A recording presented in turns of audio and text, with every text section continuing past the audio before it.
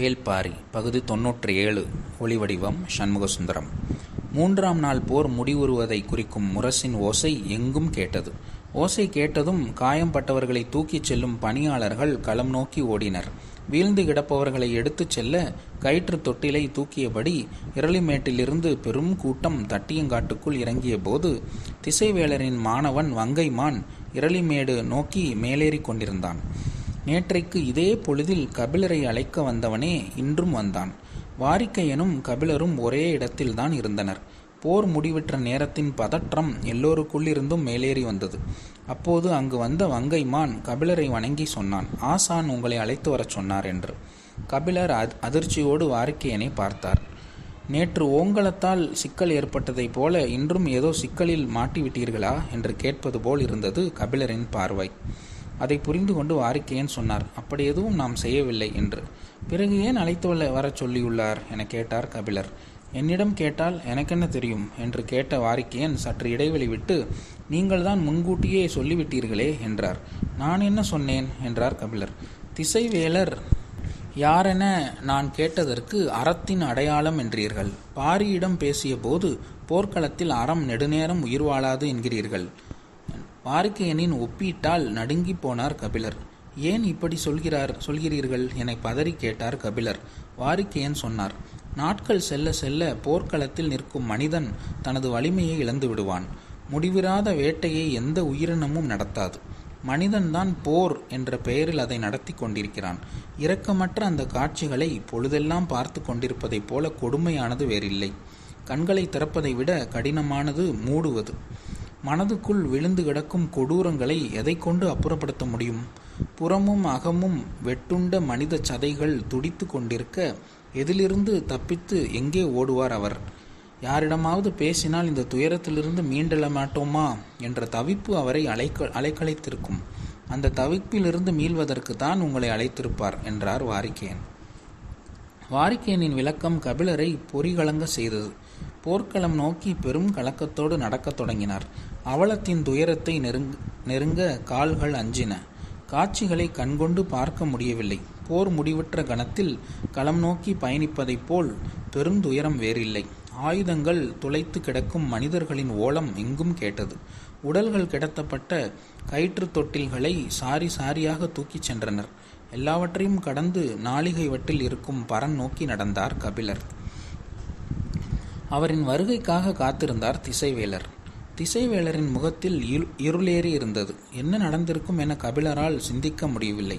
வணங்கியபடியே அவர் அருகில் வந்தார். நிலைமான் கோல் சொல்லியின் உயிர் என கருதப்படும் நாளிகை வட்டிலையும் நாளிகை கோளினையும் என்னிடமிருந்து பிடுங்கி எறிந்தது காற்று என்றுதான் சொல்ல நினைத்தார் திசைவேலர். ஆனால் அவரை அறியாமலேயே முடத்திருக்கனை பற்றிய பேச்சை தொடங்கினார். தவறிழைத்தவன் தண்டனையின் வழியே காட்டி கொடுத்த நிலத்தை நாம் தேர்வு செய்திருக்க கூடாதோ என கேட்டார் திசைவேலர். இப்போது ஏன் இதை கேட்கிறார் என கபிலருக்கு புரியவில்லை. தவறேதும் நடந்துவிட்டதா என கேட்டார். எல்லாம் தவறுதலாக தான் நடக்கின்றன என்றார் திசைவேலர். எதை சொல்கிறார் என்பது புரியாமல் விழித்தார் கபிலர். நிலைமான் கோல் சொல்லியின் உயிர் நாடி நாளிகை வட்டிலும் கோலும் தானே. அவை இரண்டையும் இன்று என்னிடமிருந்து காற்று பறித்து கொண்டது என்று சொன்னவர் இன்று எதை கொண்டு பொழுதளந்தேன் தெரியுமா என்று கலங்கிய அவருடைய கண்களையே கூர்ந்து பார்த்தார் கபிலர்.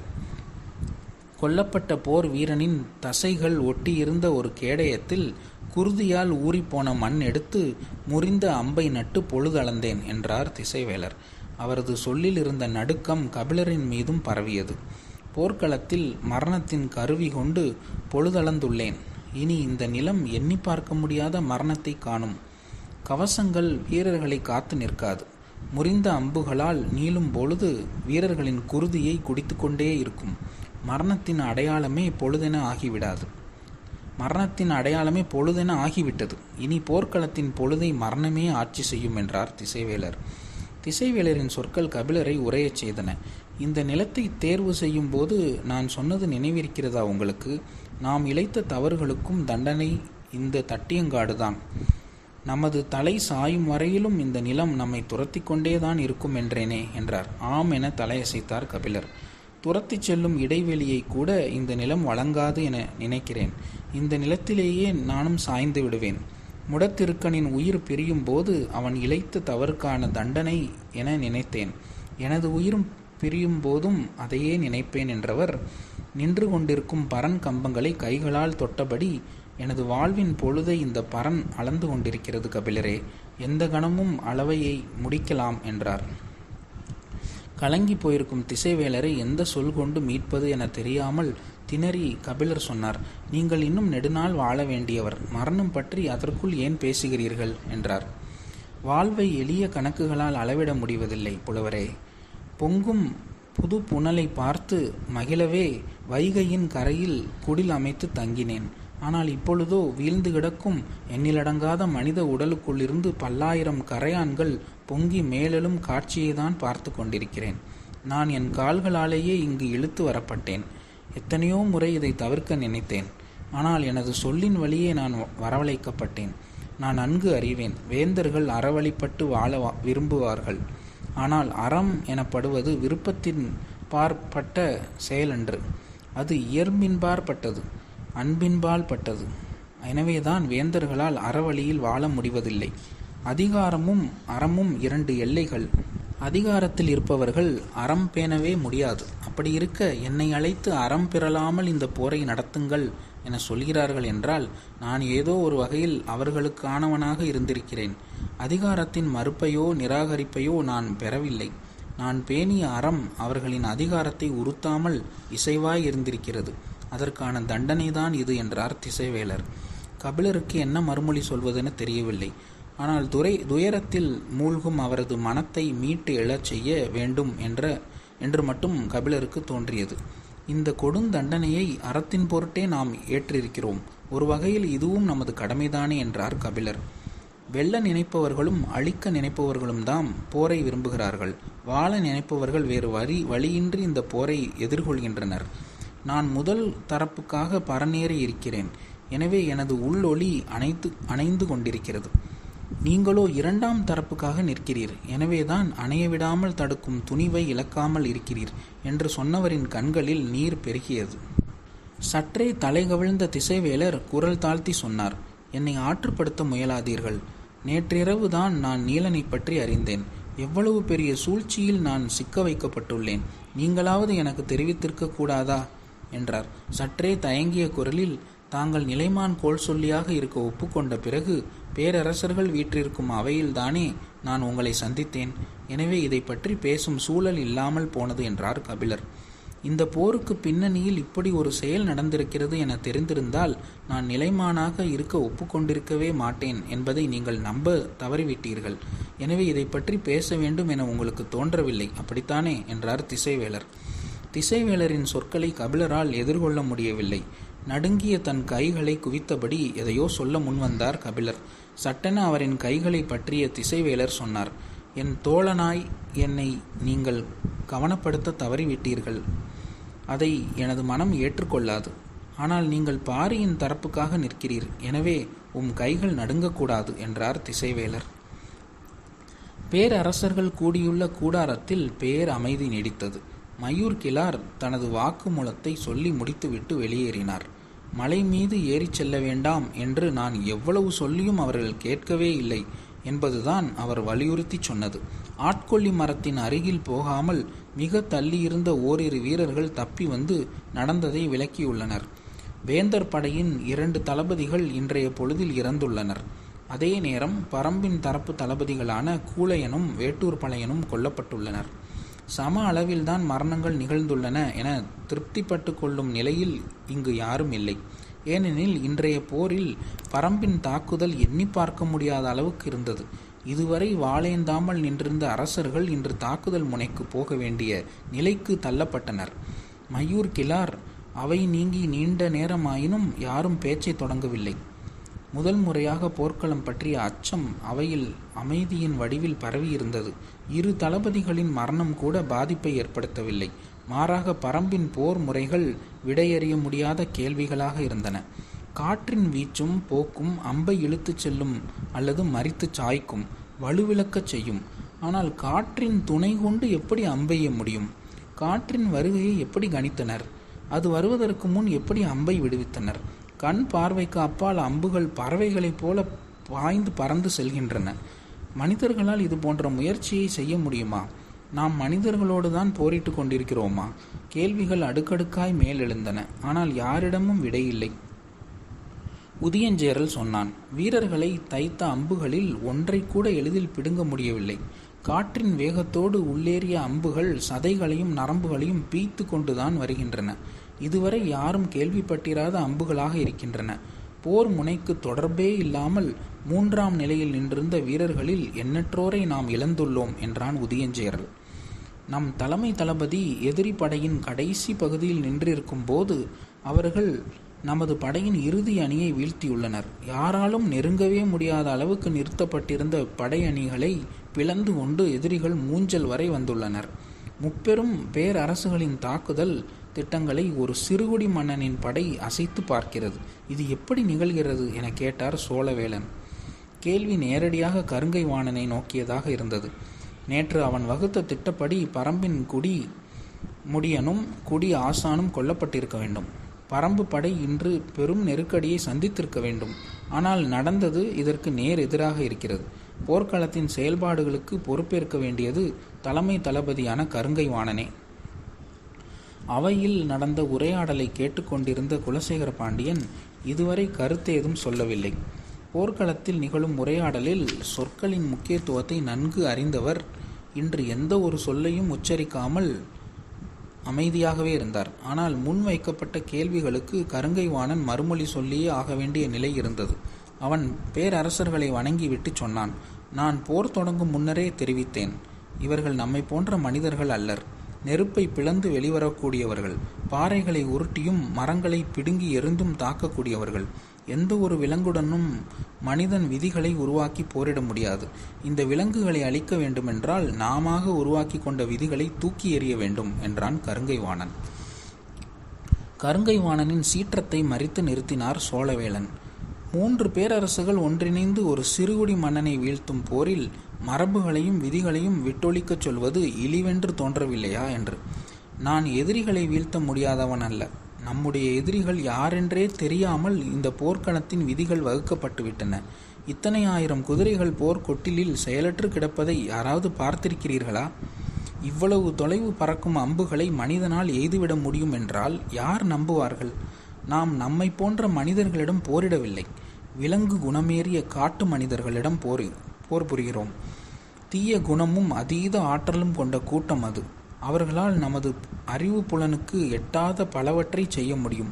எனவேதான் நான் மீண்டும் மீண்டும் கூறுகிறேன், இந்த போரை வழக்கப்படி நடத்தக்கூடாது. ஒரே நாளில் முழுமுற்றாக முடிவிற்கு கொண்டு வர வேண்டும் என்றான் கருங்கைவாணன். ஒரே நாளிலா? எப்படி என கேட்டார் சோழவேளன். நம்மிடம் இருக்கும் அனைத்து விதமான ஆயுதங்களையும் நஞ்சேற்றி எதிரிகளின் மொத்த படையையும் தாக்க வேண்டும். சிறிய வாய்ப்பு கூட அவர்களுக்கு தரக்கூடாது.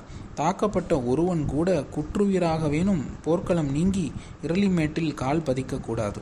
ஒரு பகலில் முழுமுற்றாக பரம்பு படை அழித்தொழிக்கப்பட வேண்டும். மிச்சம் வைக்காமல் அழித்தால் மட்டுமே நாம் தட்டியங்காட்டை விட்டு வெற்றியோடு வெளியேற முடியும் என்றான் கருங்கைவாணன். கருங்கைவாணன் முடிக்கும் முன் சோழவேளன் சொன்னார், எதிரி குறித்து தலைமை தளபதிக்கு இவ்வளவு பதற்றமா என்று. சோழ பேரரசருக்கு தெரிவித்துக் கொள்கிறேன். எனது பதற்றம் அவர்கள் வெல்ல முடியாதவர்கள் என்பதால் அல்ல, நாம் எண்ணிலடங்காத வீரர்களை பலி கொடுத்து கொண்டிருக்கிறோம் என்பதால் தான் என்றான்.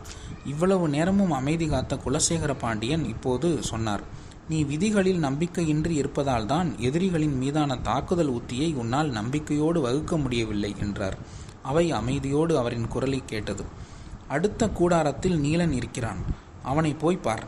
விதிகள் வகுக்கப்பட்ட இந்த போரில் பாரி வெற்றி பெறுவான் என்ற நம்பிக்கையை அவனது ஒவ்வொரு அசைவிலும் உன்னால் உணர முடியும். எதிரிகளிடம் சிறைப்பட்ட ஒருவனுக்கு அவனது படையின் மீதும் தாக்குதலின் மீதும் முழு நம்பிக்கை இருக்கிறது. ஆனால் சிறைப்பிடித்து வந்த உனக்கு அந்த நம்பிக்கை இல்லையே என்றார். வாழ்வில் முதல் முறையாக போர்க்கள கூடாரத்தில் அவமானப்பட்டு கூனி குறுகி நின்றான் கருங்கைவாணன். சினமேறிய அவனது கண்கள் வெளி தெரியாமல் இருக்க தலை கவிழ்ந்திருந்தான். அவனுக்கான சொற்களுக்கு இடம் தராமல் குலசேகர பாண்டியன் சொல்லி முடித்தார். இரவு உணவை அருந்திய பிறகு கூடுவோம். நாளைய தாக்குதலுக்கான புதிய திட்டத்தோடு வா என்றார். கருங்கைவாணன் வெளியேறிய பிறகு அரச குடும்பத்தைச் சேர்ந்த 5 மட்டும் கூடாரத்தில் இருந்தனர். வெளிப்படையாக எல்லாவற்றையும் பேச முடியாத நிலை மூவேந்தர்களுக்கும் இருந்தது. தந்தை சோழவேளன் கருங்கை வாணனை கடுஞ்சொற்கள் கொண்டு பேசியது சரியன்று என செங்கன சோழனுக்கு தோன்றியது. ஆனால் புதிய விற்பனின் எண்ணம் வேறு மாதிரி இருந்தது. தந்தை குலசேகர பாண்டியன் இப்படி பேசியதுதான் சரி. தளபதியை அவமானப்படுத்தும் சொற்களை உரிய முறையில் பயன்படுத்த வேண்டியது போர்க்கள செயல்பாட்டில் முக்கியமான ஒன்றாகும். தளபதியானவன் வேட்டை விலங்கின் சீற்றம் குறையாமல் போரை வழிநடத்தி செல்ல வேண்டும். எதிரிகளை வீழ்த்த முடியாததற்கு அவனிடம் தெளிவான காரணங்கள் இருக்கக்கூடாது. போரின் போக்கை மீண்டும் மீண்டும் தனதாக்கி கொள்ளும் வெறி மட்டுமே அவனுக்கு இருக்க வேண்டும். ஆனால் கருங்கை வாணனோ எதிரிகளின் வலிமைக்கான காரணங்களை தன்னுடைய 2 தோள்களிலும் சுமந்து கொண்டு திரிகிறான். அவற்றை வெட்டி வீழ்த்த வேண்டியதே இப்போதைய உடனடி தேவை. குலசேகர பாண்டியன் அதைத்தான் செய்துள்ளார் என புதிய விற்பன் நினைத்தான். அவை பேச்சின்றி நீடித்தது. அமைதியை முடிவுக்கு கொண்டு வந்தது சோழவேளனின் குரல். போரில்லாத வழிமுறைகளை பற்றியும் நாம் தீவிரமாக சிந்திக்க வேண்டிய நேரம் இது என்றார். உண்மைதான். ஆனால் மலை மக்களின் கனவுகள் மிக குறுகியவை. சமவெளி மனிதர்களைப் போல ஆசைகளுக்கும் விருப்பங்களுக்கும் அவர்கள் விலை போய் விடுவதில்லை. குல சமூகத்தில் உடைப்பை ஏற்படுத்துவதும் எளிதன்று என்றான் புதிய விற்பன். பரம்பில் வேளிர் குலம் மட்டும் இல்லையே, பல குலங்கள் இருக்கின்றன அல்லவா? அவற்றை நமக்கான முறையில் நாம் ஏன் பயன்படுத்தக்கூடாது என கேட்டார் சோழவேளன். நிறைய குலங்கள் இருக்கின்றன. ஆனால் எல்லோரும் தங்களின் குடிகளோடு பரம்பில் வசிக்கின்றனர். எனவே எளிதில் பாரிக்கு துரோகம் இழைக்க மாட்டார்கள் என்று சொன்ன குலசேகர பாண்டியன் சற்று இடைவெளிக்கு பிறகு சொன்னார். அதுபோன்ற செயல்களுக்கு நீண்ட காலம் தேவை. போர்க்களத்தில் தாக்குதல் உச்சம் கொண்டிருக்கும் இந்த நேரத்தில் அவற்றை பற்றி சிந்திப்பது நம்மை வலிமை குன்றச் செய்துவிடும். இப்போதைய தேவை எதிரியை உருக்குலையச் செய்யும் தாக்குதல் உத்திதான். கருங்கை வாணன் என்ன திட்டத்தோடு வருகிறான் என்பதை பொறுத்திருந்து பார்ப்போம் என்றார் குலசேகர பாண்டியன். அவரின் கருத்தை ஏற்று உணவு அருந்த கலைந்தனர்.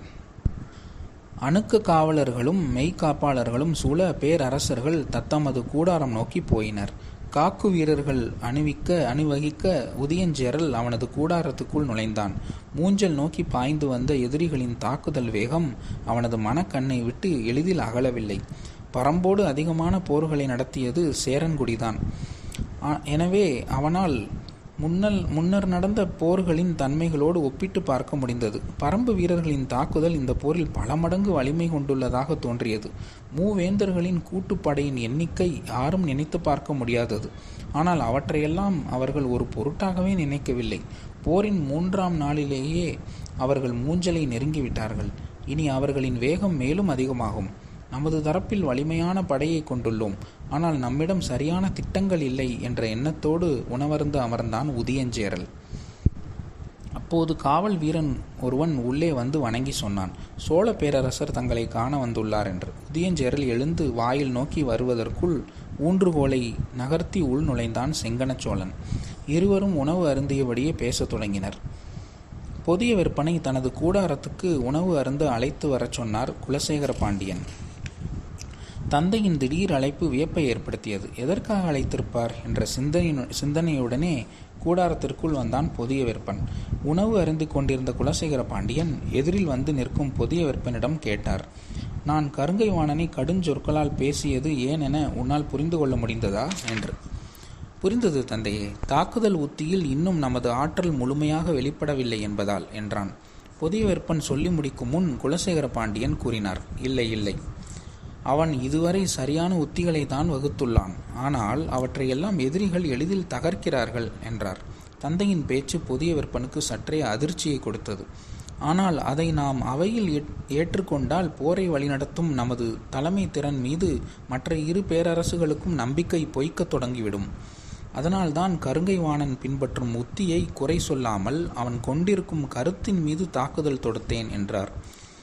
புதிய விற்பன் வாயடைத்து நின்றான். மற்ற 2 பேரரசர்களுக்கும் பரம்பை வெல்ல வேண்டும் என்ற ஒற்றை நோக்கம்தான் இருக்கிறது. ஆனால் நமக்கு இருப்பதோ அந்த ஒற்றை நோக்கம் மட்டுமல்ல. குலசேகர பாண்டியனின் குரலின் வழியே போரின் ஆழம் வெளிப்படத் தொடங்கியது. குலசேகர பாண்டியன் தொடர்ந்தார். மற்ற 2 பேரரசர்களும் முதல் முறையாக நமது தலைமையை ஏற்று வந்துள்ளனர். இந்த நிலையை பாதுகாக்க வேண்டும். அது பரம்பை வெல்வதை விட முக்கியத்துவம் வாய்ந்தது. அதே நேரத்தில் பரம்பை வெற்றி கொள்ளும் உத்தியின் வழியேதான் நம்மீதான அவர்களின் நம்பிக்கையை இறுக கட்ட முடியும் என்றார் குலசேகர பாண்டியன். போரின் முழு பரிமாணமும் குலசேகர பாண்டியனின் வார்த்தையில் விரிந்தது. போர்க்களம் உருவாக்கும் நம்பிக்கை அல்லது நம்பிக்கையின்மையை தனது பேச்சு மற்றும் கண்ணோட்டத்தின் வழியே தலைகீழாக மாற்ற வேண்டிய ஆற்றல் முக்கியமானது. உண்மையில் போர் தலைமையேற்பவர்களின் மனநிலையை வழிநடத்துவதில்தான் நிலை கொள்கிறது. குலசேகர பாண்டியன் தனித்து நடத்தி கொண்டிருக்கும் பெரும் போரை விரிந்த கண்களின் வழியே பார்த்து கொண்டிருந்தான் புதிய விற்பன். போரின் போக்கு பற்றி என்ன நினைக்கிறீர்கள்? செங்கன சோழனின் கேள்விக்கு உடனடியாக பதில் சொன்னான் உதியஞ்சேரல். நம்மால் நினைத்து பார்க்க முடியாதபடி போரின் போக்குகளை அவர்கள் உருவாக்குகிறார்கள். என் தந்தையின் காலம் தொட்டு எத்தனையோ தாக்குதல்களை பரம்பின் மீது நடத்தி இருக்கிறோம். ஆனால் அப்போதெல்லாம் இல்லாத பேராற்றல் இப்போது பரம்பு வீரர்களிடம் வெளிப்படுவதை காண முடிகிறது என்றான் உதியஞ்சேரல். காரணம் என்றான் செங்கன சோழன். பாரி இறங்கி வந்து போரிட வேண்டும் என்பதற்காக நாம் கடைபிடித்த உத்தி தவறானது என நினைக்கிறேன். அளவுக்கு அதிகமாக சினம் கொள்ளும்படி அவர்களை நாம் சீண்டி விட்டோம் என தோன்றுகிறது என்றான் உதியஞ்சேரல். அப்படியா நினைக்கிறீர்கள் என்றான் சோழன். ஆம், குகைக்குள் இருக்கும் விலங்கை வெளியேற்ற அதன் குட்டியை தூக்கி வரக்கூடாது. அது வெளியேற்றும் செயலன்று, வெறியேற்றும் செயல்.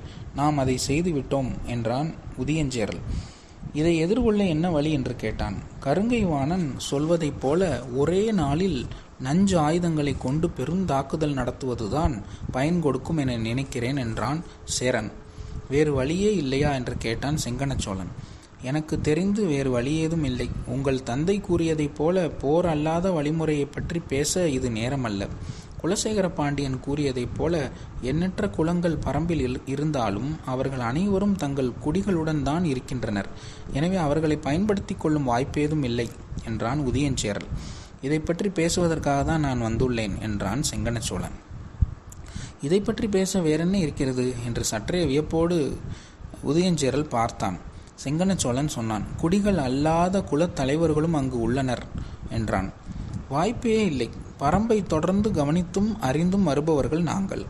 குடிகளின்றி குலத் தலைவர்கள் மட்டும் அங்கு இருக்க வாய்ப்பேதும் இல்லையே என்றான் சேரன். செங்கன சோழன் வலது கையில் பிடித்திருந்த ஊன்றுகோலை மெல்ல திருகியபடி கரும்பாக்குடியை பற்றி சொல்லத் தொடங்கினான்.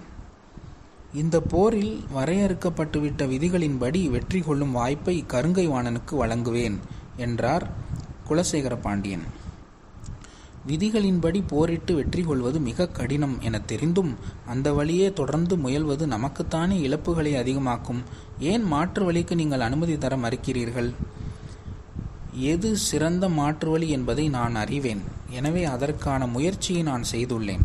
ஒருவேளை நான் பின்பற்றும் வழியும் தோல்வியடைந்தால் மூன்றாவதாக கருங்கை வாணன் சொல்லும் நஞ்சு தாக்குதலுக்கு அனுமதி வழங்குவேன் என்றார் குலசேகர பாண்டியன். குலசேகர பாண்டியனின் சொற்கேட்டு அசைவற்று நின்றான் புதிய விற்பன். சற்றும் எதிர்பாராத ஒன்றாக இருந்தது.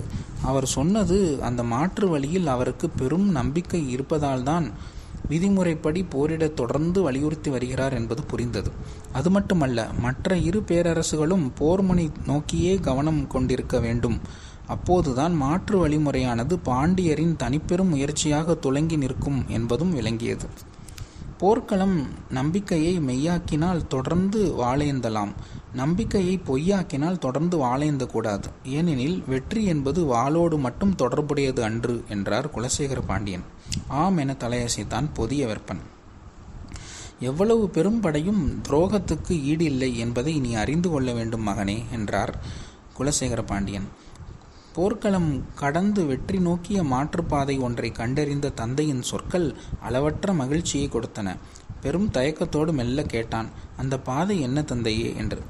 அந்த பாதை என்ன என்பதையும் அதில் பயணிக்கப் போகிறவர் யார் என்பதையும் நீ தெரிந்து கொள்ள வேண்டும் என்பதற்காகத்தான் உன்னை வரச் சொன்னேன் என்றார் பேரரசர். கரும்பாக்குடியின் மொத்த கதையையும் சொல்லி முடித்தான் செங்கன சோழன். ஏறக்குறைய உறைந்த நிலையில் அதை கேட்டுக்கொண்டிருந்தான் உதியஞ்சேரல். பொருத்தமான மனிதர்கள் மூலம் அவர்களுடன் பேசிக் கொண்டிருக்கிறேன். விரைவில் நல்ல செய்தி வரும் என்றான் சோழன். அடைக்கலம் தந்த பாரிக்கு எதிராக அவர்கள் எப்படி என்று உதியஞ்சேரல் சொல்லி முடிக்கும் முன் செங்கன சோழன் சொன்னான். கரும்பாக்குடியின் குலத் தலைவர்கள்தாம் அங்கு இருக்கின்றனர். அந்த குடிகள் அனைவரும் எம்முடைய நாட்டில்தான் இருக்கின்றனர். நமக்காக இல்லாவிடினும் அவர்கள் குலம் காக்கவாவது நாம் சொல்வதை செய்வார்கள். அதை தவிர அவர்களுக்கு வேறு வழியேதும் இல்லை என்றான் செங்கன சோழன். உங்களுக்கு நம்பிக்கை உள்ள அந்த பாதை என்ன? அதில் பயணிக்கப் போகிறவர் யார் தந்தையே என்றான் புதிய விற்பன். புதிய விற்பனின் கேள்விக்கு அவன் முகத்தை கூர்ந்து பார்த்து பதில் சொன்னார் குலசேகர பாண்டியன். அந்த பாதையில் பயணிக்கப் போவது பொற்சுவை என்றார். தடுமாறி நின்றான் புதிய விற்பன். போர்க்களம் வந்து இத்தனை மாதங்கள் கழித்து தந்தை தன்னை தனியே அழைத்து பேசுவதன் காரணம் இப்பொழுதுதான் புரிய தொடங்கியது. குலசேகர பாண்டியன் சொன்னார், அவள் அமைதி வேண்டி பாரியை காண திட்டம் வகுத்திருக்கிறாள். போரில் பங்கெடுக்காத வெங்கல் நாட்டின் 6 ஊர்க்காரர்களை கொண்டு அந்த செயலை செய்ய முயல்கிறாள். எனது கணிப்புப்படி விரைவில் அவள் பாரியை காண்பாள். அந்த நாளில் நாம் நினைத்தது நடக்கும் என்றார் குலசேகர பாண்டியன். தந்தையை இமைக்காமல் பார்த்து கொண்டிருந்தான் புதிய விற்பன். பாண்டியனின் தனித்த முயற்சியால் பாரி கொல்லப்படுவான். அதுவரை மூவேந்தர்களின் கூட்டுப்படையை வகுக்கப்பட்ட விதிகளின்படி கருங்கை வாணன் வழி நடத்துவான். அறம் பிறலாத போரின் சான்று என பரன்மேல் நின்றிருப்பார் திசைவேளர். தட்டியங்காட்டின் வெற்றி பாண்டிய பேரரசின் தனிப்பெரும் வெற்றியாக நிலை கொள்ளும். பெருவேந்தன் குலசேகர பாண்டியனின் திட்டம் இப்போதுதான் புதிய விற்பனுக்கு புரிய தொடங்கியது. பகுதி 97 முற்றும். அன்பன் சண்முகசுந்தரம்.